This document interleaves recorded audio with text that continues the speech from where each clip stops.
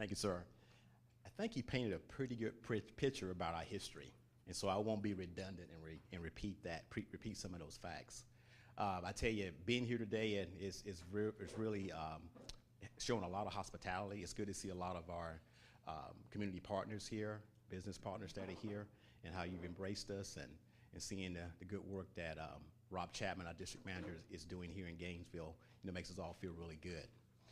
And one of the things I've heard since being here this morning and also being with Brent on this past Tuesday was that ownership. You taking ownership of your Publix location. And it's really kind of amazing when you look at a company that had annual sales last year of $25 billion. It still has that small town feel.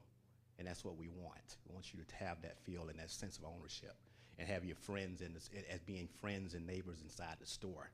And so when you pose the question, how do we remain relevant? I think that's part of it.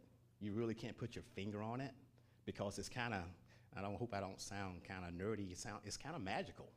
And when I'm gonna get off the beat just a little bit, because we continue to grow in some of these newer markets. For instance, in Dothan, Alabama. Who knows where Dothan's at? Okay, all right, good, okay, cool. Who knows where Enterprise is? Okay, who knows where Tifton is?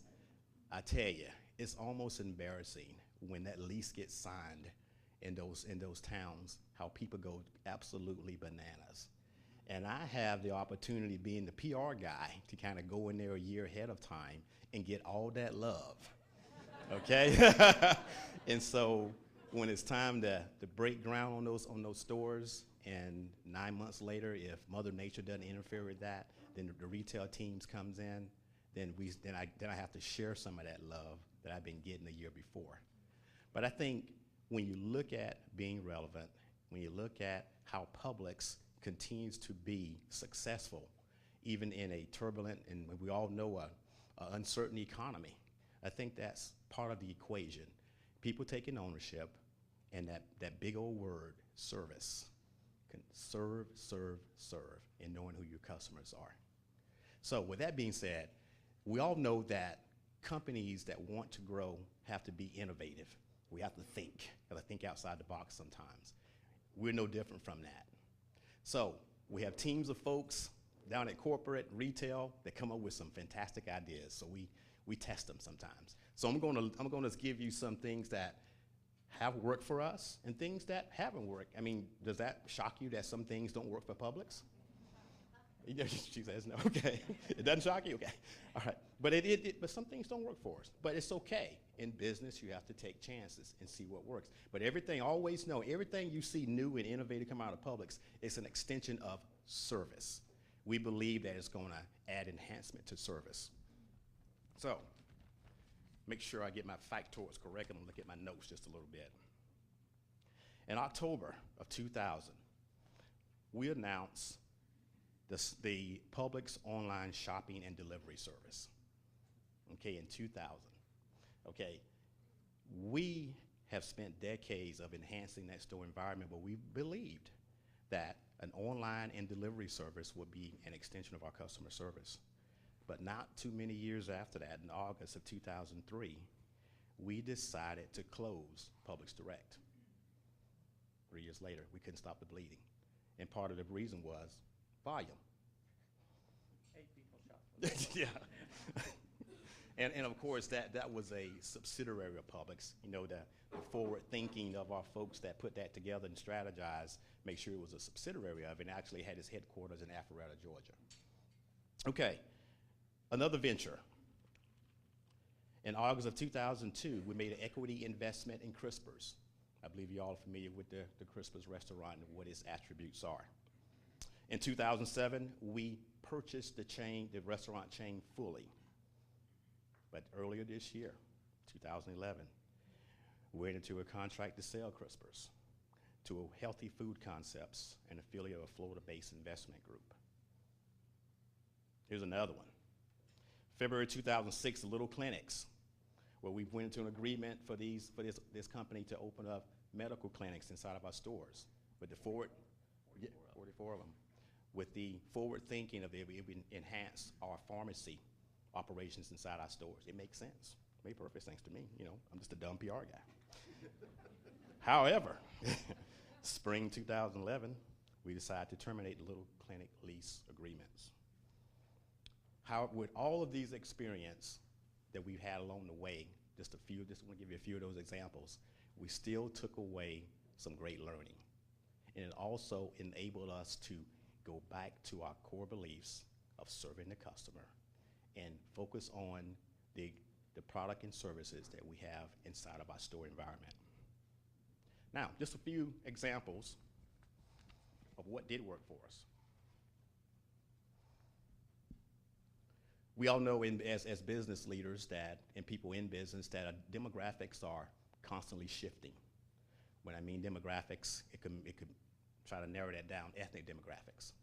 For instance, we continue to study that, and you would notice that probably not all Publixes are the same when it comes to product merchandising. You'll probably find the main staples, you find the main staples in the store, but for instance, if a location indexed highly in Hispanics, you will find a different, somewhat product offering there.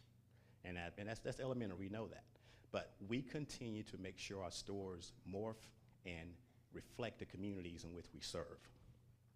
Also, with that learning, we created our first Hispanic prototype, Publix Sabor. We don't have any of those in this market. I don't know if you guys have heard of Publix Sabor. Okay, who speaks Spanish? What does Sabor mean? Flavor. All right, good. Get that man ice cream stick. Who said that? I got a present. Who said that?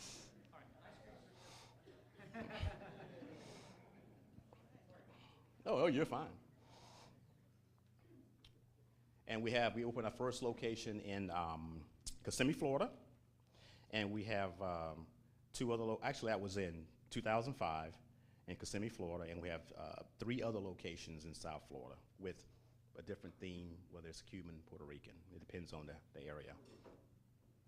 Also, another study that we did and had a great learning from is that in early 2000, we noticed that there was a changing trend in our customers' demand in organic and natural foods and more earthy type foods. And so we dabbled a little bit in that and have some merchandise. I know here's the retail guy here. Make sure I say it right. We did some merchandising in the stores, but then as time went on, we understood that some of our areas indexed higher. And so we increased those product categories. And through those learnings, we also developed another prototype under the Publix GreenWise banners where those organics are in our traditional stores. We also opened up a Publix GreenWise Market. And the first location opened up in Palm Beach Gardens in 2007. We have, I believe I'm right, 2 other locations, one in Tampa, which is in the Hyde Park area, and one in Boca Raton. And we also know that families are different, you know, with varying needs, whether it's the soccer mom and dad, or whether it's the one parent professional in the home or 2 parent professional. We understood that oftentimes we all become time-starved. Even with all the electronics and everything is almost instant. We carry our Blackberries, we carry our iPhones, we carry our Androids, but it's still like it's just not, we can't get it all done. And so we want to help out, we try to help out a little bit of that by developing more products in our stores, in our deli, in our prepared food section. We have a deeper variety in those sections. Of course, the rotisserie chicken and the fried chicken and those sandwiches are fantastic. But then you also find, in certain areas, you'll find extended versions of our prepared foods and also ready-to-eat foods in our deli department and ready-to-cook foods in our fresh meat departments.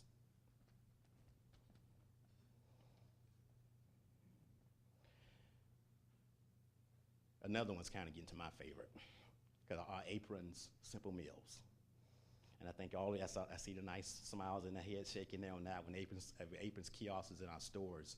You know, that food demonstration, you go to the right time of day. Rob, what is the time of day you do it in your stores? 4 to 7. Scott's gonna be so proud of you. That's our division vice president. But 4 to 7, you have those great smells and those great different flavor profiles from those meals. And All the product is merchandised right there by the kiosk, makes it simple for you, make it quick for you, and they're in a lot of cases they're economical, and so that also satisfies another opportunity here in our economic times, being of value. And also, through the learnings from our aprons kiosks, and also we have been in the cooking school business for some time in the Tampa market. We had two cooking schools there, probably opened about a decade ago or so. But now we have, I believe, 7 of those cooking schools. Now, when I say cooking schools, I mean this is a school where you see like on the Food Network, okay, where you go and sit down, you got 50, 60 people in a room, watching a resident chef employed by Publix and his or her sous chefs, or you can be entertained by those guys, or you can take classes that show you how to cook or strengthen your culinary skills. And so really the objective is getting families back to the table. Okay, and we want to assist with that. We want to be your partner with that. So, with that being said, those are some of just a few of the initiatives that Publix has put into play to allow us to remain relevant to the customer. While we may have new innovations in our stores, you always hear that constant theme, and see that constant theme: service, service, service.